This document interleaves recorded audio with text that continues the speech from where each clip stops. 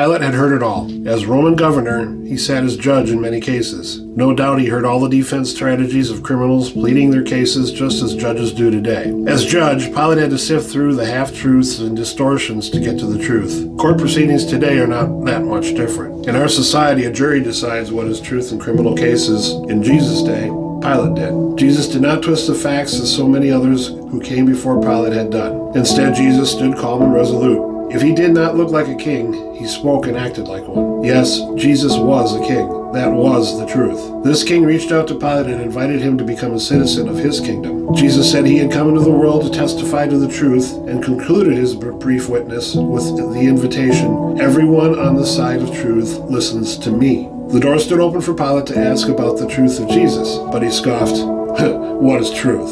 Then he went out to the screaming crowd to tell them Jesus was innocent. This opportunity to learn the truth of God's love disappeared. The words of Jesus are truth. All who want to know truth listen to him. His message is very clear and simple. Jesus told Nicodemus, "God so loved the world that he gave his one and only Son, that whosoever believes in him shall not perish but have eternal life." Throughout the centuries, thousands have listened to the message of Jesus. But, like Pilate, many thousands have turned away from their opportunity to hear the words of Jesus. Not everyone believes that his word is truth. Millions find other things to do. They wonder how listening to the words of Jesus can help them find happiness and success. They listen instead to the gospel of hard work, which promises financial security. Sometimes they pay large sums of money to listen to business people tell their stories of success. Others listen to the gospel of pleasure. Eat, drink, and be merry. Tomorrow you're dead. Still others are so busy they don't have time for the words of Jesus. All these people have adopted a different truth and ask, what is truth? Who's to say your opinion is any better than mine?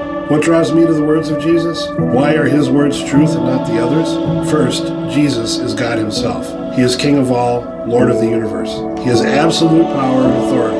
He came into this world to share the truth with all the world. I listen to him, he knows the truth. Second, his words have always been proven to be true. He called Lazarus out of the grave with a word. He foretold the events of his passion before they occurred. He said he would rise from the dead, and he did. It all happened as he said. Third, Jesus is the only one who has offered himself as a sacrifice for the sins of the world. No other religious leader has ever done that. So I listen to him. He has the truth, the words of eternal life. But his words have competition in my life too. Sometimes I get so busy I don't think I have enough time for Jesus. At other times I listen more carefully to the words of others than I do the words of Jesus. Yet he stands before me and gently says, "Everyone on the side of truth listens to me." He holds open the door for me and invites me to listen so that I may live. When I listen to him, he strengthens my faith and draws me closer.